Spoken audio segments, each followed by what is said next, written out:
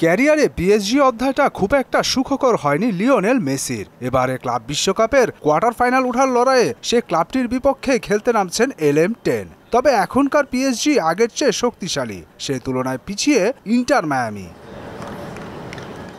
সদ্য UEFA champions league জয়ী PSG বিশ্বকাপের চলতি আসরে গ্রুপ বির চ্যাম্পিয়ন হয়ে নকআউট পর্বে এসেছে, যদিও বোতাফোগোর কাছে হার রয়েছে তাদের। অন্যদিকে মায়ামি জিতেছে কেবল এক ম্যাচ, গ্রুপ এর রানার আপ দল হিসেবে এসেছে নকআউটে। প্যারিসীয়দের অন্যতম ভরসা উসমান দেমবেলে ইনজুরি সেরে অনুশীলনে যোগ দিলেও পুরোপুরি ফিট নয়। Achraf Hakimi, Bradley Barcola, Gonzalo Ramos, কাভারেজখালিয়া প্রস্তুত হেরনদের মোকাবিলা করতে। অন্যদিকে চোট কাটিয়ে জর্জিয়ার আটলান্টায় মায়ামি শিবিরে জর্দি আলবা যোগ দিয়েছেন মেসি, সুয়ারেজ, বুস্কেটসের সঙ্গে।